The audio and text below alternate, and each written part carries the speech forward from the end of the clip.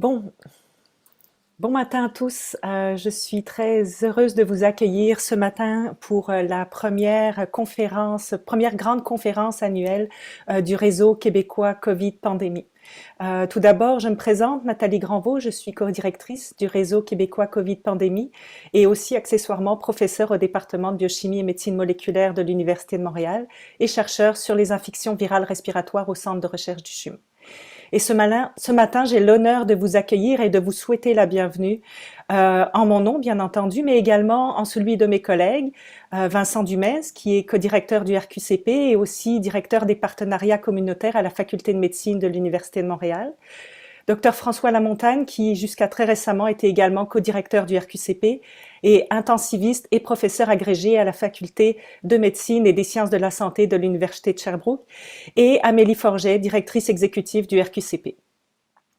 Après plus de 18 mois d'existence du RQCP, qui coïncide avec autant de mois malheureusement de pandémie de la COVID-19, nous sommes vraiment très heureux de vous inviter à discuter avec nous aujourd'hui, pendant ces 2 jours, de votre vision des enjeux de demain dans la gestion de la pandémie et bien entendu de ses conséquences à tous les niveaux de la société, enjeux auxquels nous espérons la recherche pourrait apporter des réponses. Au cours de ces 2 jours, vous aurez la chance d'assister à un grand entretien que je vais vous présenter d'ici quelques minutes, à la conférence de Dr Laura Merson qui nous a fait l'honneur de sa présence demain, et également à plusieurs ateliers au cours desquels vous pourrez poser vos questions et apporter vos commentaires, et également discuter aujourd'hui avec nos étudiants qui ont été impliqués dans la recherche de la COVID. Nous espérons que ces 2 jours feront émerger des nouvelles voies de recherche impliquant l'ensemble des acteurs que vous représentez. Vous allez vous rendre compte dans les discussions que vous venez de vraiment différents milieux, que ce soit académiques, des partenaires de la société et également du grand public, des patients. Vous allez pouvoir interagir tous ensemble et nous espérons que ceci sera à l'image du réseau que nous sommes, pourra permettre d'avoir des idées novatrices qui nous permettront d'aller encore plus loin dans la recherche. Avant de commencer, j'aimerais souligner le travail exceptionnel de Madame Amélie Forget, qui est notre, comme je l'ai dit, directrice exécutive du réseau, sans qui cet événement n'aurait pas eu lieu aujourd'hui. Merci Amélie de ton énergie et d'avoir mis sur pied un programme des plus passionnants pour ces 2 jours. Pour l'audience, ne vous inquiétez pas si vous ne pouvez pas assister à tous les ateliers. Tous, nous sommes bien conscients, sont tous plus pertinents les uns que les autres, mais les ateliers seront enregistrés et vous pourrez les voir en reprise après la conférence. Mais sur ce, tout de suite, je vais laisser la parole à Madame Carole Jabet, directrice du Fonds de recherche du Québec en santé, qui a permis la création du réseau et en a soutenu le développement pendant les 18 derniers mois. Elle va vous adresser quelques mots d'ouverture. Donc, Carole, je te laisse la parole. Merci beaucoup Nathalie pour ce passage et puis bonjour à tous, ça me fait vraiment plaisir d'être ici ce matin. Merci de me donner l'opportunité de dire quelques mots d'introduction pour cet événement important du RQCP. Puis j'ai failli dire cet événement majeur, mais j'aurais vraiment mal choisi mon adjectif parce que le RQCP a vécu tellement d'événements majeurs, à commencer par sa création elle-même. Puis rappelons-nous, nous sommes fin mars, début avril 2020. On savait qu'on vivait une crise. On n'en connaissait pas parfaitement les contours et peut-être Dieu merci. Alors, mes quelques mots, comme souvent dans les derniers 18 mois, seront des mots de remerciement vers vous, la communauté scientifique. Il a fallu quelques appels téléphoniques, 3, 4, et le réseau se mettait en place sous le leadership de ces 3 directeurs, Nathalie, Vincent, François. Je voudrais ici souligner votre excellent travail, votre leadership et votre prise de risque, votre engagement envers ça. Et prise de risque, j'allais dire, à commencer par ce modèle de co-direction à 3 têtes. Ce n'est pas si souvent qu'on en a vu et vous l'avez fait fonctionner. Merci aussi à l'adhésion très forte des membres du réseau. Sans eux, le réseau aurait probablement été une bonne idée, mais certainement pas un réseau. Donc, ces membres-là ont été et restent très importants. On l'entend partout et on le lit partout. La science a été, est encore au rendez-vous. Et oui, avec les vaccins, mais pas seulement avec les vaccins. Cette science, elle a permis de structurer des actions, elle a informé, elle a éclairé et elle a anticipé. Puis ces actions, on les retrouve dans le RQCP, notamment dans sa structure d'axe. Je ne vais pas tous les nommer, mais on va de la prévention au diagnostic, au traitement. Et on va aussi vers la normalité, retour à cette normalité. Et on a un axe très intéressant, levier systémique. Qu'est-ce que ça prend pour répondre à une crise et quelle diversité ça prend pour répondre à une crise? Ces actions de structuration, d'information, d'anticipation portées par notre monde scientifique, on les retrouve également dans les travaux qui ont été accomplis par le réseau. On peut citer la contribution importante à d'autres activités structurantes et qui sont complémentaires. Je pense ici à l'organisation de la recherche clinique dont on avait si besoin dans cette période de pandémie. Je pense aussi à la biobanque BQC19 pour lequel le réseau a fourni de la compétence vis-à-vis de l'accès aux échantillons et aux données. Mais je pense aussi aux synthèses très solides qui ont été faites à partir des résultats de recherche fondamentale générés par nos équipes de recherche du Québec. La mise en valeur de cette connaissance, le réseau l'a portée et a permis une information vers nos décideurs. Je pense aussi au groupe de travail intersectoriel. On peut voir déjà une pensée vers comment s'organiser pour répondre aux enjeux de santé mentale de la population, comment avoir une communication efficace vers notre jeunesse. Ce sont vraiment des jalons importants qui ont été portés par le réseau. Je crois que les présentations des 2 prochains jours vont souligner bien davantage que je ne le fais ici les autres réalisations qui ont eu lieu. Je vais prendre une dernière minute, si vous le voulez bien, pour nous inviter à songer à la portée de ce colloque. COVID-19, penser demain, tout un défi. RQCP, ça signifie Réseau québécois Covid et pandémie. Il pourrait être baptisé un jour Réseau québécois crise et pandémie. Il n'y a pas besoin d'être devin pour dire qu'il y aura d'autres crises, puis il y aura d'autres pandémies. Et le réseau me semble avoir beaucoup de cordes à son arc pour mieux nous y préparer et mieux y répondre. La science, je l'ai dit, dans toutes ses formes, qu'elle soit non dirigée ou qu'elle soit appliquée. Le réseau a aussi su créer, mettre en valeur et bénéficier d'une recherche intersectorielle. Nathalie l'a mentionné. Vous êtes nombreux de secteurs très différents aujourd'hui. Le réseau a aussi été précurseur en quelque part pour une participation active et je vais dire voire managériale de la relève et des étudiants. Ils y ont une place tout à fait privilégiée. Mais également une recherche participative qui est inclusive du patient et du citoyen. Et il faut continuer dans cette direction très certainement. Finalement, le réseau a dans ses valeurs, dans ses actions, la science ouverte comme étant au cœur de ses activités. Cette science ouverte qui vise à rendre accessibles les données et la production de la recherche à tous les niveaux de notre société. Alors, je remercie les organisateurs du colloque qui nous offrent aujourd'hui ces 2 journées d'échange pour concrétiser les concepts que je viens d'énoncer, qui nous offrent aussi ces espaces de discussion pour débattre et qui nous invitent à penser à demain. Et j'ajouterais fort des connaissances et des apprentissages d'aujourd'hui. Alors, sans plus tarder, allons-y, commençons, allons penser et bon congrès à tous. Merci beaucoup. Merci infiniment, Carole, pour ces mots qui traduisent effectivement bien ce qui a été vécu au cours des 18 derniers mois. Donc, comme vous le savez tous certainement, l'émergence du virus SARS-CoV-2 qui a été identifié le 7 janvier 2020, à peine un mois après le premier cas de pneumonie décrit à Wuhan et pour lequel l'OMS a déclaré l'état de pandémie le 11 mars 2020, a chamboulé l'écosystème de la recherche académique et privée, comme il a fait basculer nos sociétés dans une gestion de crise mondiale. Forte de ces acquis, la recherche, qu'elle soit fondamentale, clinique ou axée sur la santé des populations, dans le domaine de la santé, des natures et technologies ou de société et culture, a donné au monde des connaissances qui ont permis de rapidement développer plusieurs des technologies de mitigation et de protection jusqu'à l'identification de manière incroyablement rapide des vaccins qui nous permettent de freiner significativement la propagation du virus, mais comme l'a mentionné Carole, qui n'est pas une réponse à toute la gestion des conséquences de cette pandémie dans notre société.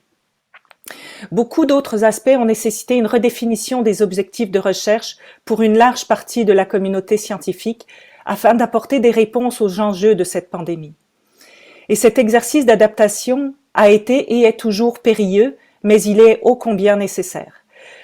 Nous avons aujourd'hui le très grand honneur d'accueillir pour discuter de ces enjeux la professeure Mona Nemer, qui est conseillère en chef du Canada, conseillère scientifique en chef du Canada, ainsi que professeur Rémi Quirion, scientifique en chef du Québec, pour une discussion sur l'ensemble de ces enjeux, une discussion qui sera animée par Vincent Dumez, notre codirecteur du RQCP.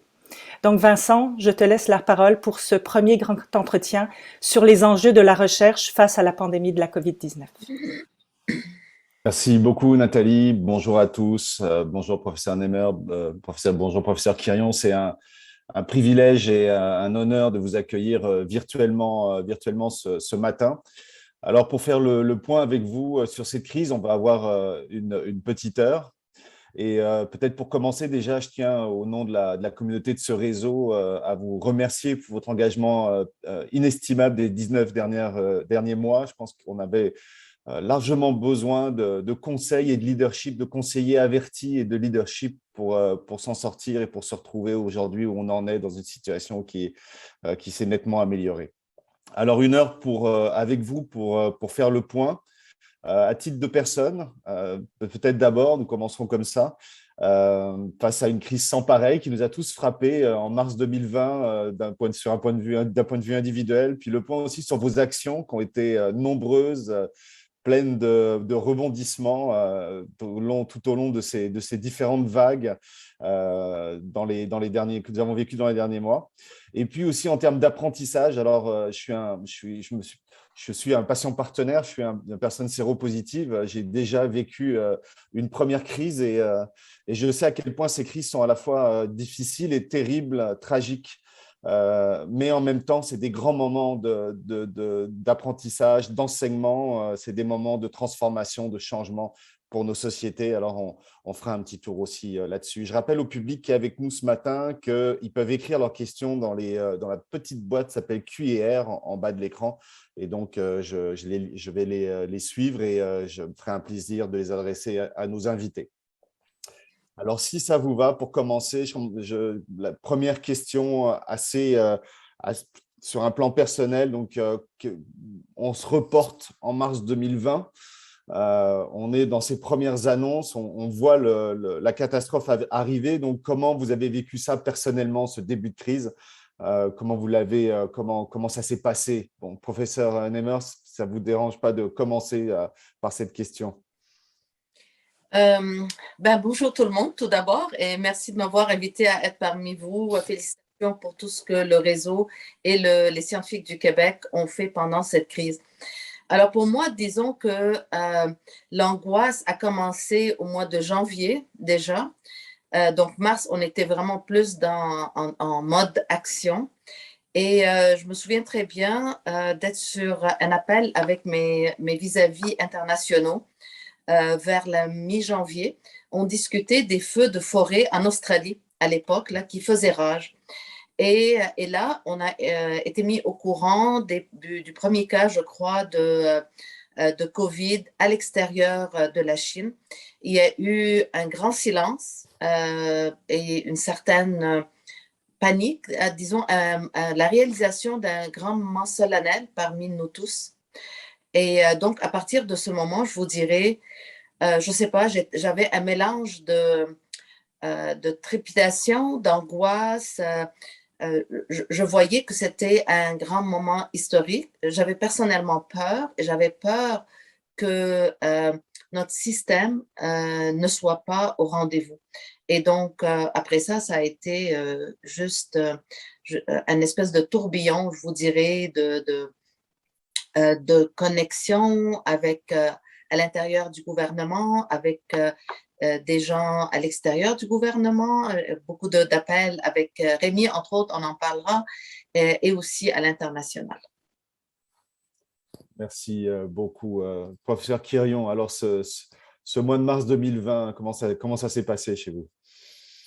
Oui, tout d'abord, moi aussi, merci. Merci aux organisateurs et merci pour le travail que vous avez fait là.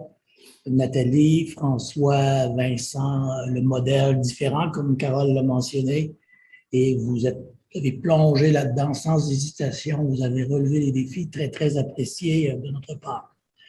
Un peu comme Mona, pour moi, le début, c'est en janvier, où je reçois un appel d'un ancien collègue du gouvernement américain qui me dit « Bon, êtes-vous au courant? Là, il y a quand même quelque chose qui se passe en Chine. Commence à avoir des évidences de cas à l'extérieur. Qu'est-ce que vous faites de ça? » Ma première réaction a été d'appeler la santé publique ici au Québec. Et là, on a essayé de voir qu'est-ce qu'on pourrait faire. Je dois dire que c'était un peu loin. Hein, c'est un peu loin de nous. Donc, la réaction n'a pas été aussi rapide. Probablement qu'aujourd'hui, on ferait les choses un peu différemment. Et à partir de la mi-mars, un peu comme Mona mentionné aussi, là, ça a été un tourbillon. Hein, vraiment au point de départ avec la ministre de la Santé et des Services sociaux de l'époque, le sous-ministre au Québec aussi. Là, c'était presque du 24/7, là, de l'appétit pour les données probantes, pour des données de recherche, mais on en avait peu au point de départ. Là. C'est un inconnu, un nouveau virus, on ne sait plus trop quoi faire, quel va être l'impact à moyen, à plus long terme. Donc, c'est au début beaucoup d'incertitudes, mais en même temps énormément de demandes qui venaient de nos autorités, là, parce qu'il y avait des conférences de presse presque à tous les jours. Et nos politiciens, bien sûr, voulaient rassurer le public, je dirais, là, sur la base de ce qu'on savait. On ne savait pas assez, mais quand même sur la base de ce qu'on avait. Donc, on était très, très, très présents. Ça, pour moi, 6-7 mois plus tard, ça a quand même ralenti un peu par rapport à cette urgence-là de conférences de presse tous les jours des autorités gouvernementales. Et je dois dire que je salue nos autorités gouvernementales là, qui ont maintenu là, la présence dans le public très, très, très, presque journalière depuis maintenant 18 mois. C'est pas facile tout ça. Là. Et nos chercheurs ont bien répondu, mais du côté politique aussi, les politiciens ont bien répondu. On a tous fait des erreurs, mais globalement, je pense que le Québec, le Canada s'en est quand même assez bien tiré. Alors, ça a commencé par un sprint, puis maintenant on est dans un marathon, mais dans toute cette période, peut-être, professeur Quirion, je commencerai par vous pour cette question. Vous aviez deux rôles très importants dans le système de santé canadien et dans le système de santé québécois. Madame Nemer, c'était une fonction assez récente, alors également dans votre cas. Comment vos rôles respectifs se sont mobilisés? Comment vous vous êtes positionnés dans cette crise? Parce qu'il y a beaucoup de joueurs d'un seul coup qui sont apparus, qui ont joué différents rôles. Ça a été même à un moment un petit peu chaotique dans les premiers temps. Alors, peut-être, professeur Quirion, comment vous avez compris votre rôle et positionné votre rôle et comment éventuellement celui-ci a évolué à travers la crise? Je dirais deux éléments en particulier de mon côté. Un rôle beaucoup plus public, donc très présent dans les médias sur différentes tribunes. Et ça amène une certaine pression là. Lorsqu'on aboutit à la télévision, dans les journaux, on a entrevue, tout le monde en parle. Je veux dire que moi, je ne pensais pas que ça avait une écoute aussi grande que ça. Je n'ai jamais eu autant de feedback, de retour que lors de ce genre d'entrevue-là. Donc, un rôle très public, qui est très positif, qui me fait parler de la science, et ça, c'est vraiment très, très bien. Puis en même temps, il y a des retours des fois un peu plus négatifs. L'autre volet, et du côté plus le rôle au niveau des fonds de recherche du Québec. Et là, on est dans l'urgence, faire les choses différemment. On ne peut pas là, dire, OK, là, on va regarder tout ça, on va démarrer un programme, et ça va, dans 18 mois, on aura les premières subventions. Donc, on s'est dit, avec les collègues, les directions scientifiques, avec Carole et les deux autres collègues, il faut faire les choses différemment. faut y aller. Il faut y aller rapidement parce qu'on est dans l'urgence. Et c'est pour ça qu'on a rapidement décidé de créer la biobanque au Québec, le partenariat par la suite avec le fédéral, le réseau pandémie, un groupe de travail du M3S, du ministère de la Santé et des Services sociaux, avec notre ministère MEI et les fonds de recherche, pour vraiment dire, là, appelez les chercheurs, leur dire, venez participer avec nous, on a besoin de vous et on fait les choses différemment. Et ce que j'espère, c'est qu'on va continuer à faire les choses un peu différemment aussi lorsqu'on va sortir de cette fameuse pandémie-là. Merci. Et peut-être j'ajouterais, excuse Vincent, peut-être tout l'aspect aussi, bien sûr, là, de sciences ouvertes qui a été mis de l'avant pour dire, ben oui, on fait les choses différemment, il faut échanger avec des collègues de partout à travers le monde, là, en termes de données de recherche, et en utilisant les approches de sciences ouvertes. Et ça a quand même bien fonctionné. Et encore une fois, j'espère qu'on va garder ça comme leçon de la pandémie. Oui, parce que aussi dans les modèles, il y a eu beaucoup de modèles différents finalement aussi à travers le monde sur la façon de réagir et comment les rôles se sont joués. Donc, je pense qu'ici au Québec et au Canada, on avait notre propre identité. Donc, professeur Nehmer, votre rôle à titre de conseillère scientifique en chef du Canada, comment vous l'avez positionné, comment a-t-il évolué à travers cette crise? Écoutez, je vais vous raconter une histoire assez incroyable là, pour voir, c'est la seule façon que finalement j'ai réussi à savoir là, c'était quoi la fonction et le rôle du scientifique, de l'adviseur scientifique pendant une crise de cette envergure. Alors, comme vous l'avez si bien dit, donc c'est un nouveau rôle. Il n'y a pas eu de ce genre de crise au Canada depuis un siècle. Il n'y a certainement jamais eu un problème de cette envergure avec un scientifique en chef. Et donc, les ministères savaient ce qu'ils faisaient. Évidemment, c'était quoi le rôle de l'aviseur scientifique? Alors, j'ai eu la grande chance, un mois après ma nomination, donc il y a de ça maintenant 4 ans, un chercheur a demandé à la ministre de la Science quel serait le rôle de l'aviseur scientifique pendant une urgence nationale. Et là, ça m'avait intriguée. Bonne scientifique en moi, j'ai fait mes petites recherches, puis là, j'ai vu comment en Angleterre, ils avaient un système très bien rodé pour donner des avis scientifiques en temps de crise. Et donc là, j'ai été visiter et je me suis renseignée, j'ai vu qu'ils faisaient des exercices de simulation de façon régulière. Et donc là, je leur ai proposé de faire un exercice de simulation ensemble. Les Américains étaient aussi intéressés et donc au mois de juin 2019, nous avons fait un exercice de simulation d'avis scientifiques en temps de crise. Et la crise qui était devant nous, qui est arrivée, donc on ne connaissait pas ce que c'était le dossier, c'était une épidémie d'origine animale qui se transmettait par l'eau. On ne savait pas au départ, mais qui affectait les fermiers, etc. Et donc, ce qui était fascinant dans cet exercice-là, c'était de voir comment une crise qui apparemment est une crise sanitaire, très rapidement, a des répercussions sur tellement de domaines, finalement, de secteurs, qu'il s'agisse des transports, qu'il s'agisse de l'environnement, qu'il s'agisse de l'alimentation, etc. Et donc, par la suite, moi, j'ai dit, bien, il faudrait avoir la même chose au Canada. Et ça commence par avoir un comité d'experts, donc, qui sont appelés dépendamment de la crise en question.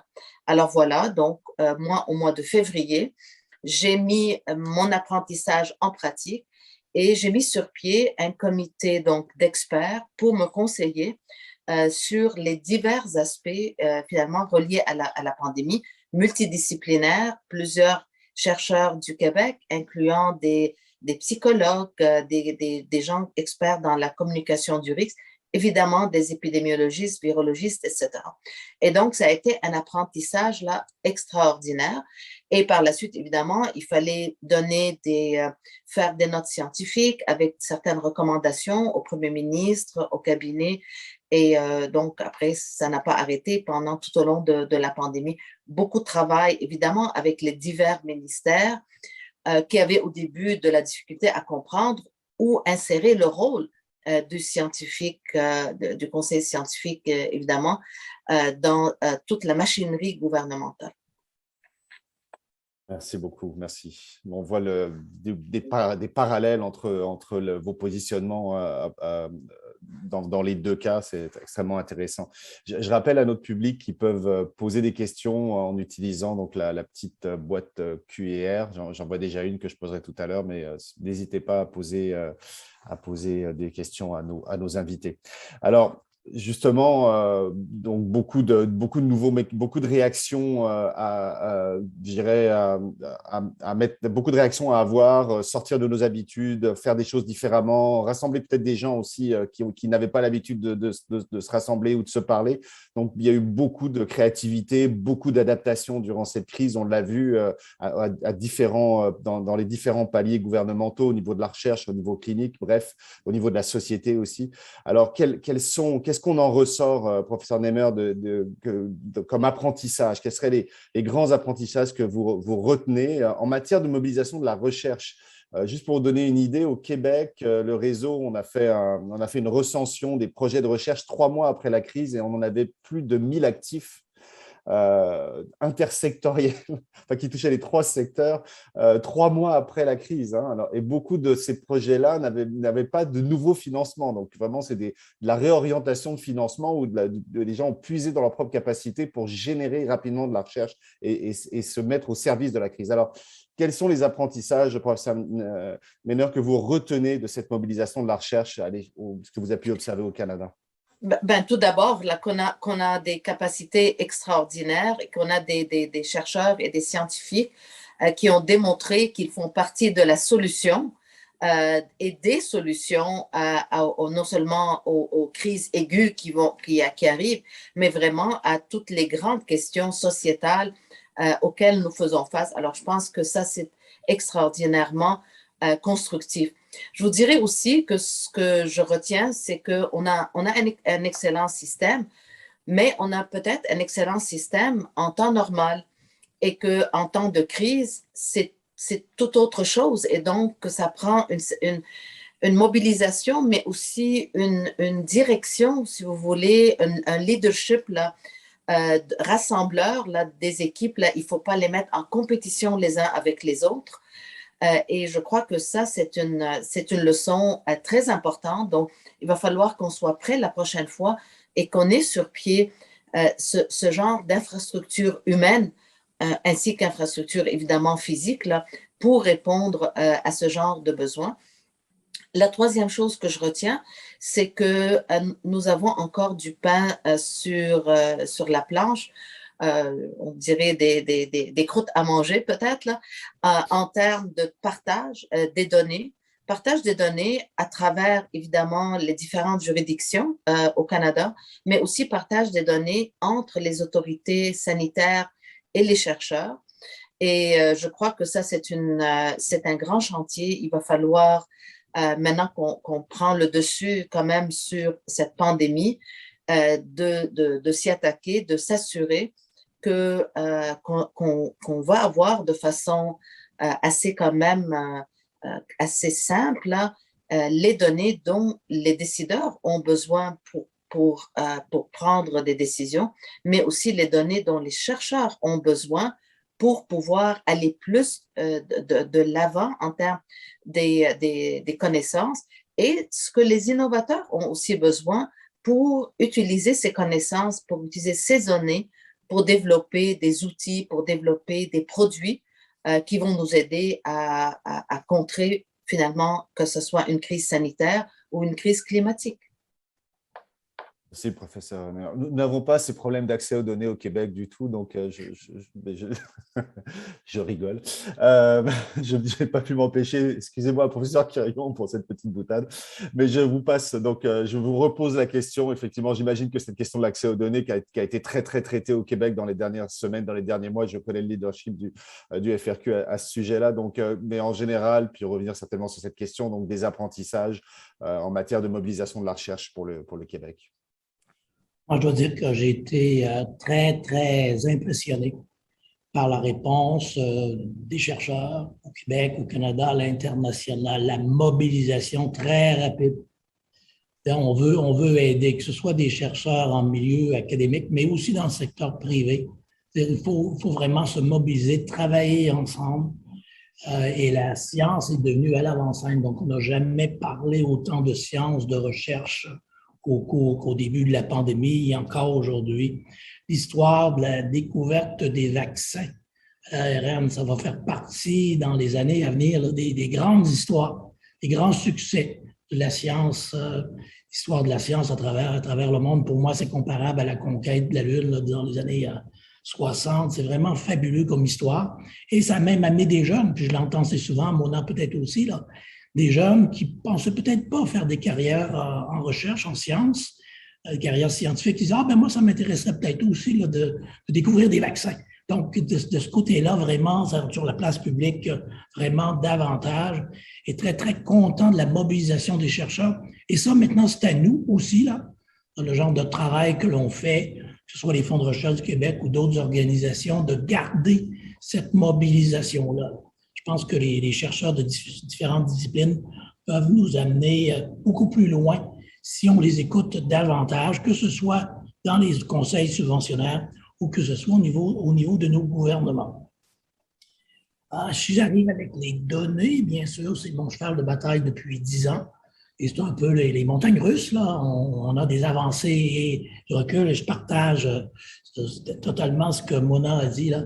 De trouver une meilleure façon dans le futur qu'on puisse partager les données des différents gouvernements, que ce soit au fédéral, au provincial, et je dirais même au municipal, là.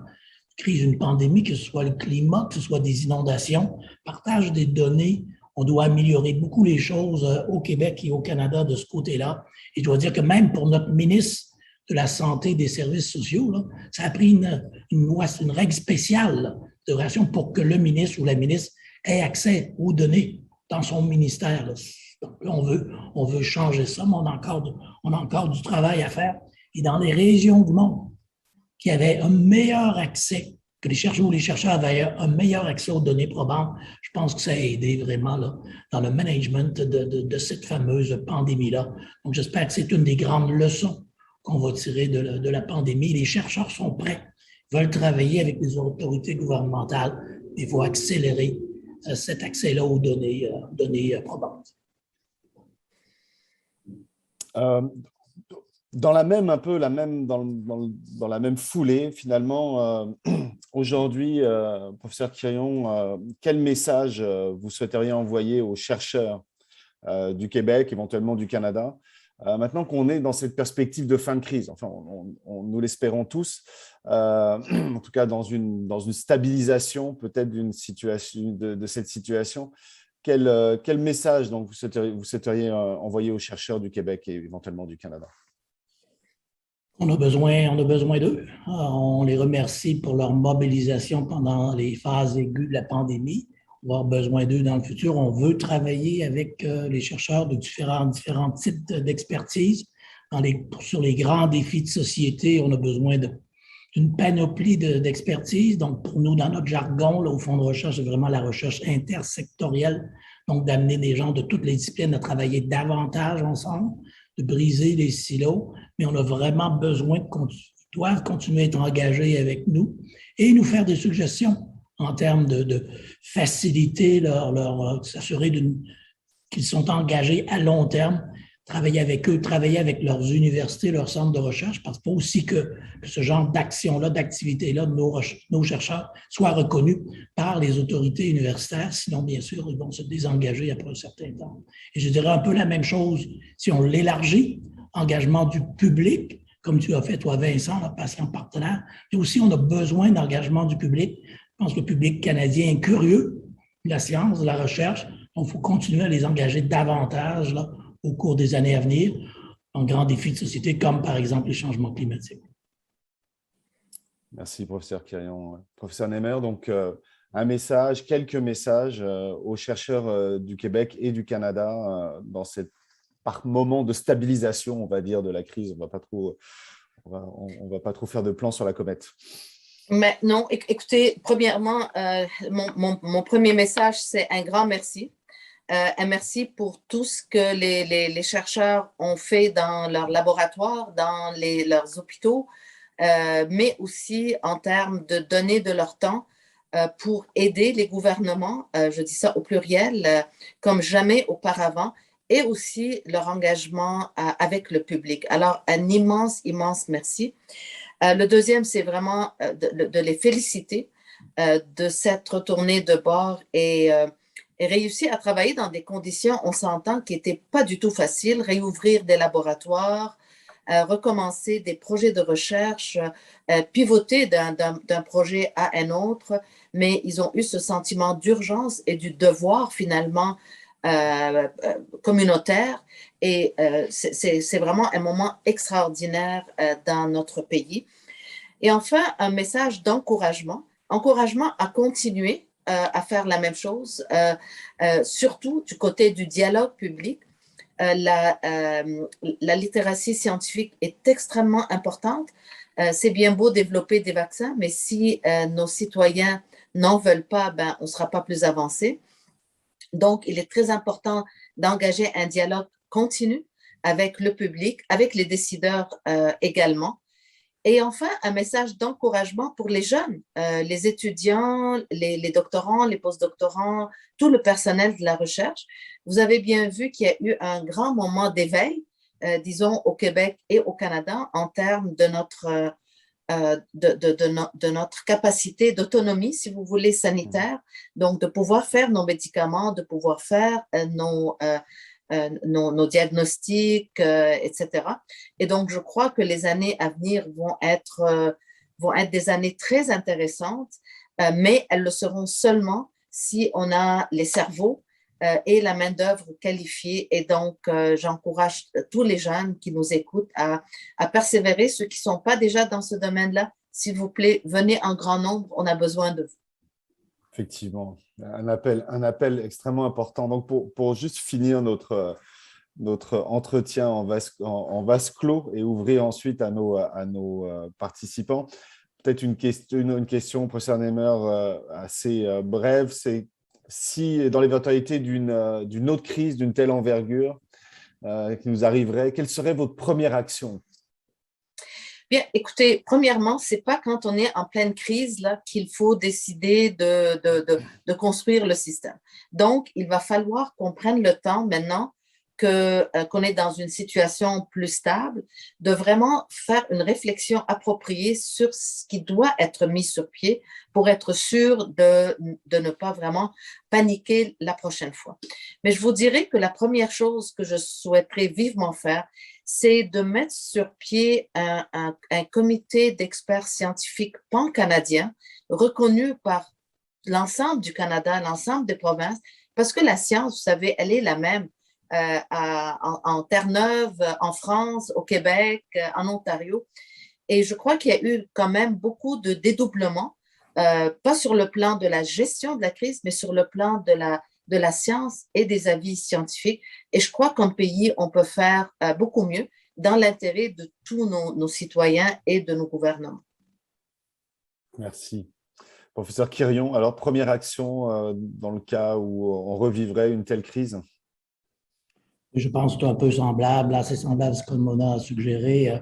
Vraiment, pour moi, le réseau à l'interne, à l'intérieur du gouvernement, réseau à l'externe. Donc, s'assurer qu'il y a un réseau fort qui est en place au gouvernement du Québec et qui touche les différents ministères. Parce que oui, bien sûr, cette crise-là touchait beaucoup la santé, les services sociaux, mais globalement, ça a un impact dans tous les secteurs. Donc, réseau très fort de ce côté-là, première action, et aussi avec le Canada et à l'international, finalement, le partenariat, d'être là pour échanger sur qu'est-ce qu'on connaît, qu'est-ce qu'on ne connaît pas, et qu'est-ce qu'on peut faire ensemble. Je pense que les partenariats dans ces moments-là vont être absolument critiques, et j'espère que ça va être une des leçons qu'on va tirer là, à l'international, ce genre de crise-là, qu'on doit travailler davantage tous ensemble. Alors, je vais rebondir sur une question de ma collègue Nathalie Granvaux qui touche justement ce dont vous venez de parler, c'est-à-dire on a vu quand même que effectivement la crise à pousser à l'interdisciplinarité, on a vu à l'intersectorialité. Alors, on sait très bien que dans ces moments-là, les silos ont tendance à tomber plus facilement, hein, les silos disciplinaires. Puis on est très heureux, toujours très heureux de voir ça. Moi, en tant que patient, c'est toujours un grand bonheur de voir ça. En tout cas, c'est très réjouissant pour le futur. Donc, la COVID a permis une nouvelle vision de la collaboration intersectorielle. Mais quelles sont les stratégies qui pourraient être mises en place pour s'assurer qu'il y ait une pérennité de cette intersectorialité, de cette interdisciplinarité dans les années à venir? Comment on va pouvoir rebondir sur cet élan-là pour s'assurer que ça ne s'essouffle pas puis qu'on ne revienne pas à nos bonnes vieilles méthodes? Alors, je ne sais pas qui veut commencer. Professeur Nehmer, est-ce que vous avez quelques suggestions sur cette question-là? Bien, écoutez, je crois qu'il faut reconnaître qu'on a besoin de la recherche fondamentale qui n'est pas forcément axée sur la résolution d'un problème, parce que c'est ça qui va nous donner les connaissances et les outils pour pouvoir résoudre les problèmes qu'on ne connaît pas encore, là, ou qu'on ne peut pas imaginer encore. Ceci étant dit, il faut quand même avoir la possibilité aussi de s'attaquer à un problème.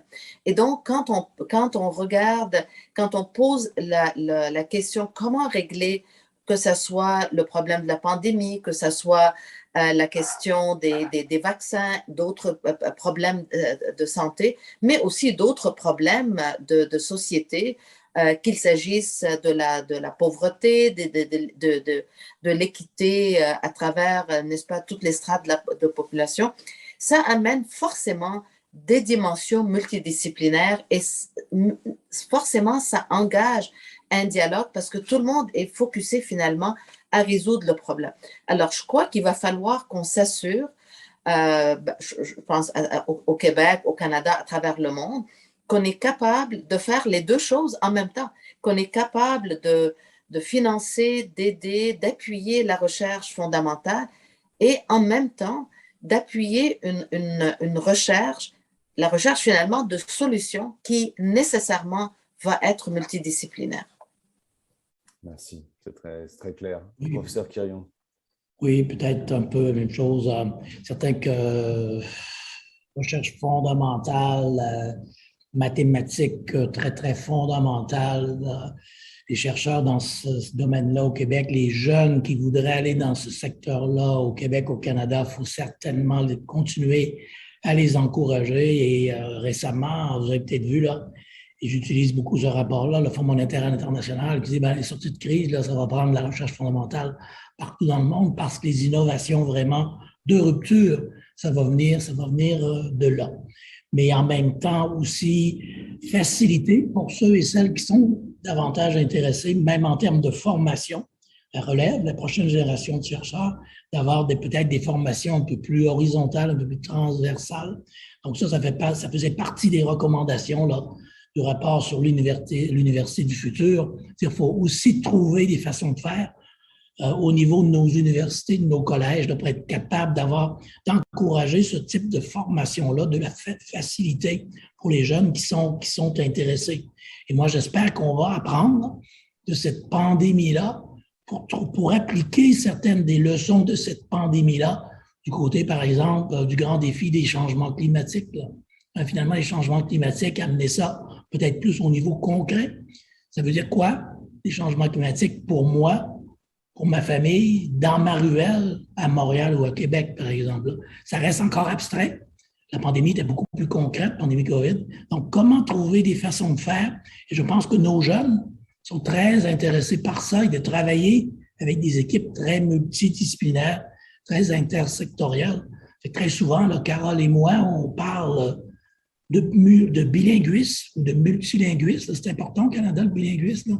Donc, d'avoir des jeunes qui parlent à la fois le langage, par exemple, de l'intelligence artificielle et du secteur de la santé. Ça manque encore. Donc, il faut augmenter les capacités de ce côté-là là, et le valoriser davantage. Et si je peux me permettre là, de peut-être ajouter, maintenant que Rémi a mentionné les universités, je crois que c'est là aussi une partie qu'il va falloir vraiment explorer, qui est l'apprentissage par la recherche. Écoutez, on forme des médecins maintenant en leur enseignant finalement à résoudre un problème de santé et non en leur donnant des cours d'anatomie séparés des cours de pharmacologie, etc. Il me semble qu'on pourrait faire exactement la même chose dans d'autres domaines, qu'il s'agisse, n'est-ce pas, des changements climatiques, qu'il s'agisse d'autres secteurs de santé, des ressources naturelles, etc. Et je crois que ça amènerait une dimension justement naturelle et multidisciplinaire, que ça amènerait les gens, les étudiants, dès le départ, à se poser certaines questions qui ne sont pas disciplinaires, mais qui visent finalement à régler un problème ou à apprendre à comprendre le problème. Alors, je crois que les universités et la recherche dans nos universités et nos centres de recherche a un rôle très important à jouer dans l'apprentissage et dans la préparation de la nouvelle génération pour que ça vienne naturel pour eux, beaucoup plus que pour notre génération, peut-être là, ce travail d'équipe multidisciplinaire. Effectivement, je pense que cette nouvelle génération est déjà beaucoup plus multilingue que nous. Alors, appel aux citoyens hein, pour se sentir aussi plus concernés, comment on va les amener dans la réalité des enjeux comme le Covid malheureusement l'a fait. Et puis, mobilisation des universités, réponse très, très claire. Merci à tous les deux. Peut-être une question qui me touche particulièrement à cœur. Je sais d'où professeur Quillon vient, donc je sais que ça va beaucoup aussi le toucher. Donc, on sait que malgré que plusieurs vagues se trouvent derrière nous aujourd'hui, nous anticipons donc que la santé mentale des populations va demeurer extrêmement problématique et c'est des problématiques qui vont certainement se chroniciser, même suite au retour à la normalité. Certainement qu'à ce niveau-là, il n'y aura pas forcément un retour à la normalité rapidement, malheureusement, pour une grande partie de notre population. Alors, est-ce que vous avez des plans d'action long terme qui pourraient demeurer en place ou quelles sont les solutions que vous allez proposer pour soutenir la recherche en santé mentale? Je ne sais pas qui veut commencer. Rémi, peut-être, ou le professeur Quillon? Peut-être je peux parler un peu de cette… C'est sûr que c'était mon domaine de recherche, d'expertise il y a quelques années. C'est certain que santé mentale, neurosciences, santé mentale reste quand même un peu le parent pauvre du système, des systèmes de santé au Québec, au Canada, et un peu partout dans le monde, je dirais, là. On a moins d'approches, de solutions rapides là, aux problèmes de santé mentale. C'est plus difficile de bien traiter différentes formes de dépression, que ça peut l'être de maladies autres, là, de maladies cardiaques ou même du cancer. Donc, il y a encore de grands défis. On ne connaît pas assez comment le cerveau fonctionne. Mais ce qu'on a vu c'était là avant, mais avec la pandémie, donc le niveau d'anxiété, de dépression, toxicomanie dans certains groupes de la société a augmenté. Donc, et les services ne sont pas là. Donc, il faut maintenant avoir une meilleure adéquation entre les services, l'organisation des soins de services de santé, oui, la recherche, mais aussi même en termes d'organisation, soins et services en santé mentale.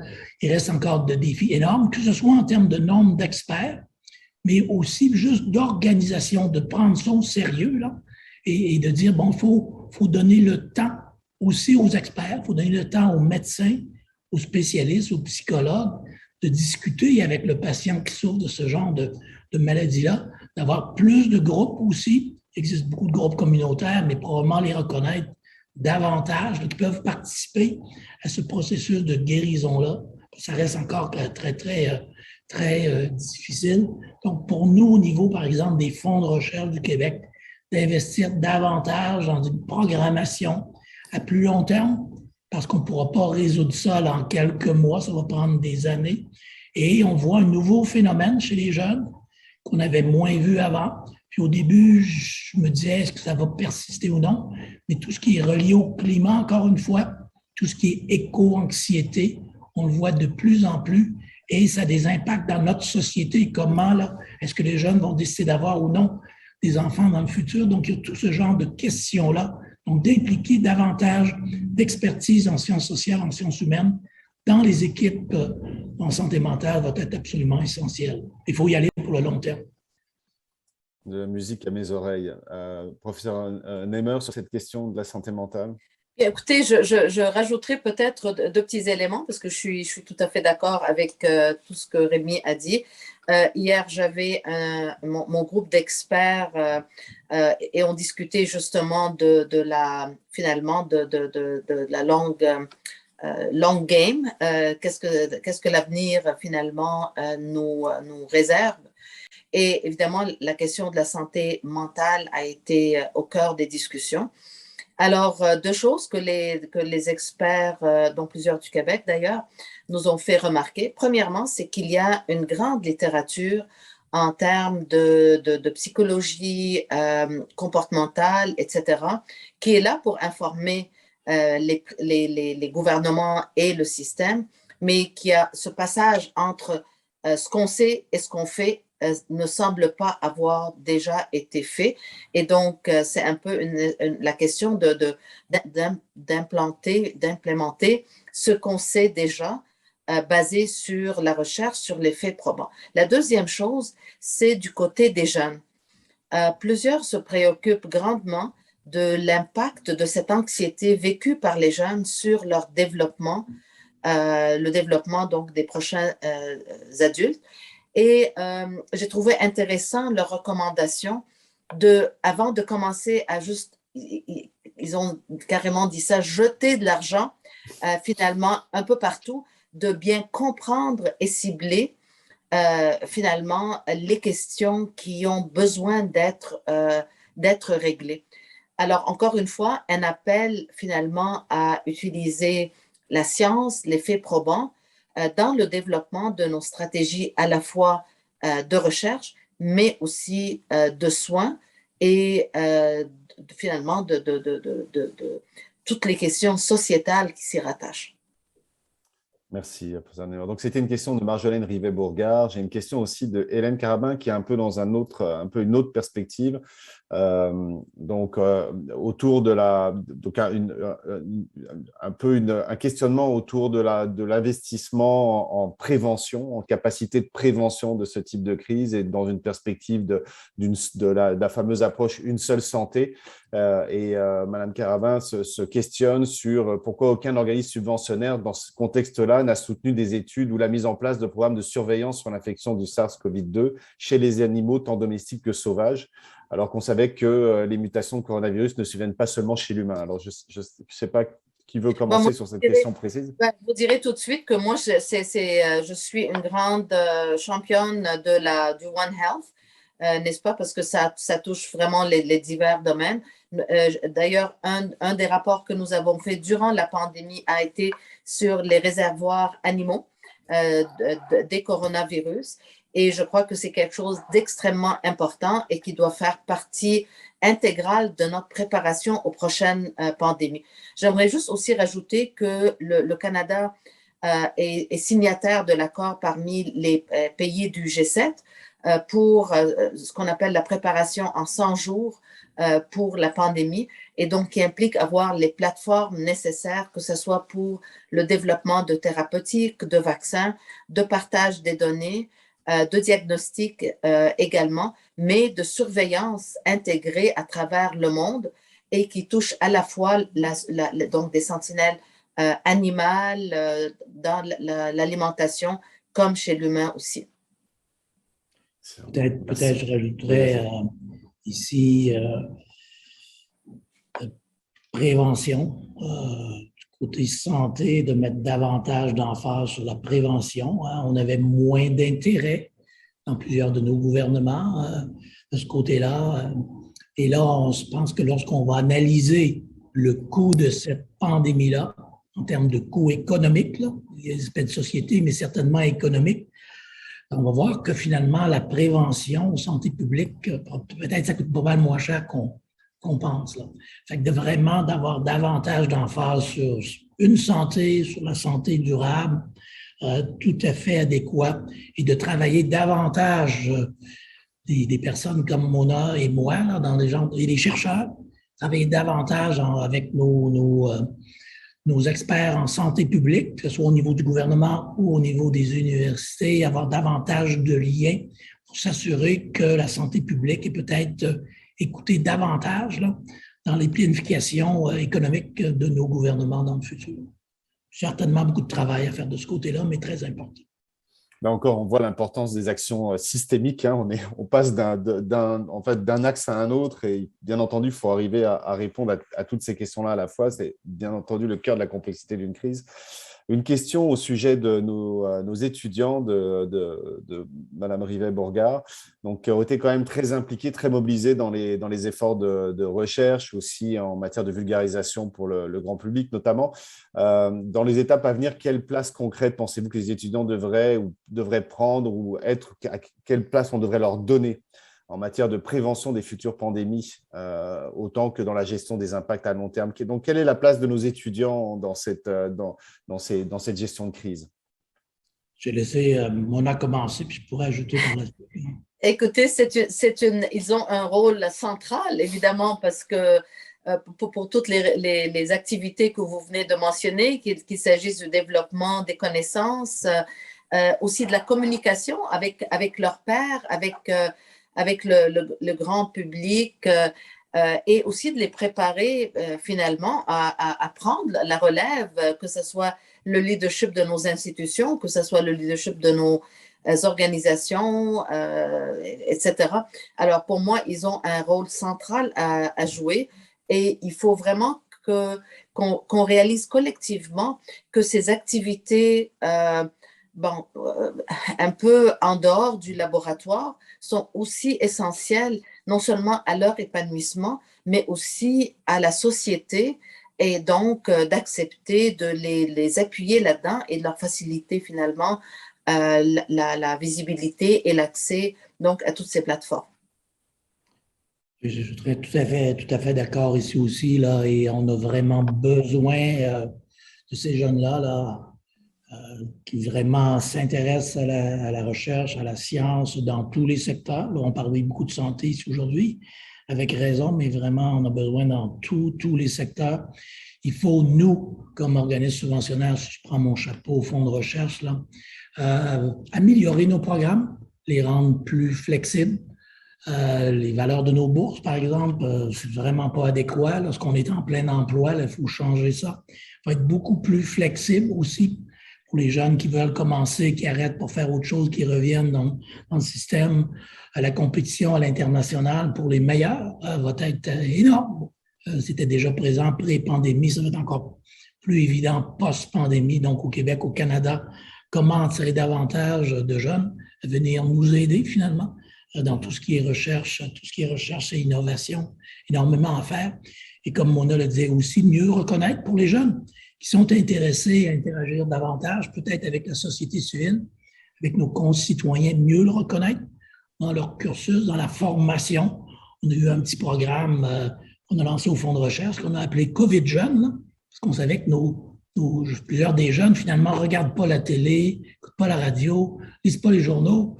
Donc, les conférences de presse là, des élus ou directeurs de santé publique ou moi, et on ne les atteignait pas. En fait, là, on a vraiment mis un peu d'argent sur la table pour dire, bâtissez des webinaires pour les jeunes avec votre langage, et ça a été fabuleux. Là. Donc, on va essayer de continuer aussi ce genre de programme-là dans le futur. Très, très important, des engager là, très fortement. Et ils sont très brillants. Il s'agit maintenant là, de trouver la bonne façon de canaliser l'énergie de cette jeunesse-là. Tout à fait. Tout à fait. C'est effectivement, je pense que c'est plus que jamais une priorité. Je m'excuse auprès de nos participants, mais je vais un peu sélectionner les questions parce qu'il y en a beaucoup. Donc, je voudrais juste qu'on arrive à toucher une diversité de thèmes.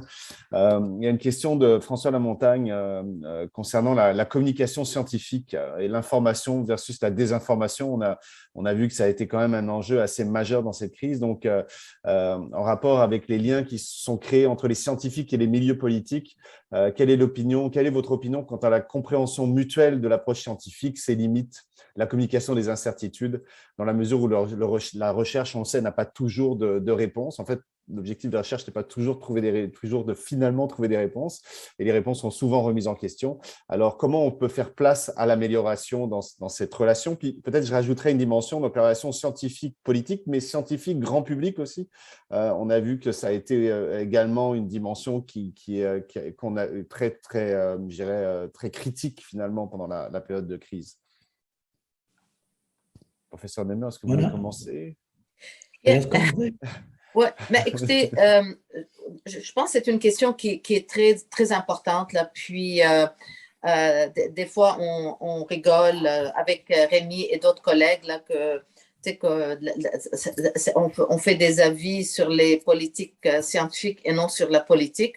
Donc, tu sais, il faut reconnaître, là, n'est-ce pas, la place de chacun. Puis, certaines personnes disent, bon, il n'y a pas juste la science qui informe les politiques. Moi, je vous dirais, oui, il y a toujours la science, parce que même la science économique, les sciences politiques, n'est-ce pas, les idéologies politiques, ça fait partie des sciences politiques. Donc, oui, il y a la science.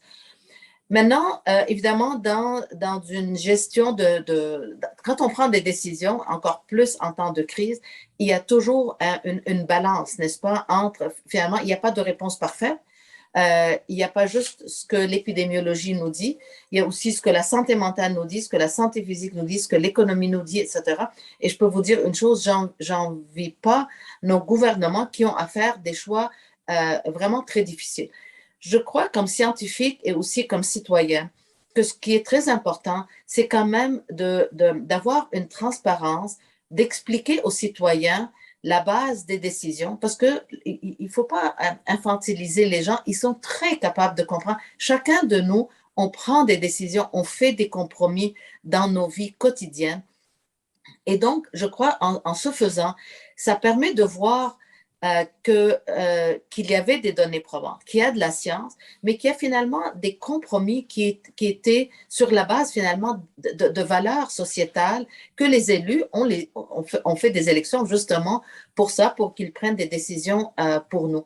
Mais chose certaine, je crois que c'est très dommageable pour la science et les scientifiques d'être perçus comme étant au service finalement des décisions politiques. Je ne dis pas que ça a été le cas là, mais il faut éviter toute perception à cet effet. Et je crois que les gouvernements doivent reconnaître la place de la science, l'accepter, puis quand ils vont à l'encontre, par exemple, de certaines recommandations scientifiques, de simplement expliquer le pourquoi. Et puis, je pense qu'on s'en porterait tous très, très bien. Tout à fait. Un vrai partenariat, un vrai dialogue avec la population est véritablement effectivement quelque chose de très important. Professeur Quirion?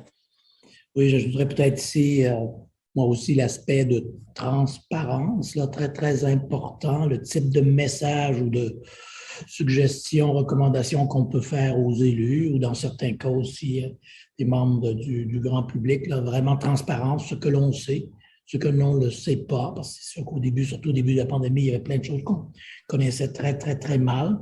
Donc, être très transparent et que par la suite, les élus vont baser leurs décisions sur un ensemble de choses qui incluent l'économie, qui inclut bien sûr aussi le bien-être de nos concitoyens. Donc, c'est très important. Là où peut-être ce qui manque encore un peu, et certainement là avec les collègues au niveau canadien, peut-être même aussi à l'international, tout ce qui est en lien avec la désinformation, que ce soit au niveau des élus, c'est certain que plusieurs n'ont pas beaucoup de formation plus scientifique, mais aussi nos concitoyens, les civils, de parler un peu plus là, de la méthode scientifique, comment on construit, on bâtit la science, et que souvent, il y a un peu d'aller-retour, là, et je pense que si nos concitoyens comprennent ça un peu mieux, et je pense que, comme disait Mona, ils sont très intéressés et ils sont très intelligents aussi. Et donc, ils sont capables de faire la part des choses pour la très grande majorité. Il reste peut-être toujours un faible pourcentage qui est difficile de convaincre pour toutes sortes de raisons, là. Et c'est peut-être pas les attaquants de front que ça fonctionne, mais c'est peut-être vraiment d'autres de discuter avec nos concitoyens des évidences de la méthode scientifique, des amener à comprendre un peu plus le pourquoi devrait prendre tel type de vaccin, etc., etc. Moi, je suis assez confiant là, qu'on a l'appui de la majorité de la société québécoise, canadienne, qui valorise la science, qui valorise la recherche, là. Donc, on est quand même chanceux de ce côté-là, mais il ne faut pas être naïf non plus, là. Et laisser la première place, la visibilité dans sur la place publique, là, tout ce qui est en lien avec des informations, il faut être présent. Plusieurs chercheurs, cliniciens ont été très présents. Là. Nathalie a été très, très, très présente dans les médias. Et c'est certain que lorsqu'on est très présent, on se fait attaquer. Hein, probablement qu'on a eu ça. Moi, je l'ai eu aussi. On se fait attaquer. Mais bon, faut pas se retirer de la place publique pour ça, parce que ça devient encore pire. On laisse encore davantage aux extrémistes. Et ça, il faut trouver des façons là, de mieux comprendre ces phénomènes-là et travailler avec nos chercheurs pour mieux les outiller aussi. Là. Parce que c'est sûr qu'à long terme, si ça fait 1 an qu'on se fait attaquer, des fois, ça devient un peu lourd. Là. Donc, il faut trouver des façons de protéger nos experts aussi de ce côté-là. Merci. Donc, pour conclure, peut-être une dernière question rapide, qui n'est pas rapide du tout en fait, mais je pense qu'il préoccupe beaucoup de monde et qui fait partie de la chronicisation de cette maladie. Ça concerne donc la recherche autour de ce qu'on appelle aujourd'hui la Covid longue. Alors, comment voyez-vous les efforts, la pérennisation, l'augmentation des efforts de recherche par rapport à ce phénomène qui touche des milliers de nos concitoyens et qui inscrit cette pandémie dans du long terme, malheureusement, a priori. Alors, Madame le professeur… Peut-être très rapidement ici, c'est sûr que nous, finalement, il y a des programmes qui ont été mis sur pied là, du côté de l'éducation, l'impact sur les jeunes, au primaire, au secondaire. Donc, un observatoire qui a été mis en place. Il y a aussi des projets COVID long qui ont été développés. Et il faut y aller pour le long terme. Là, ce qu'on dit, c'est sur plusieurs années, là, de regarder les impacts sociaux, les impacts en santé mentale, les impacts sur différentes maladies, l'occurrence de différentes maladies dans le futur. Là. Et donc, il faut y aller pour le long terme, que ce soit au Québec, au Canada ou dans le monde. Oui, moi, je rajouterais tout simplement que c'est là où on voit l'intégration aussi de la recherche clinique, la recherche fondamentale en laboratoire et puis comportementale également. Alors, c'est la recherche clinique déjà pour commencer, parce que ça prend quand même des cohortes d'individus qui sont bien suivis pour voir comment ça évolue. Et ensuite, ça prend de la recherche. Écoutez, je sais que plusieurs ont des problèmes cardiaques, donc moi, c'est ma spécialité, alors ça m'intrigue beaucoup.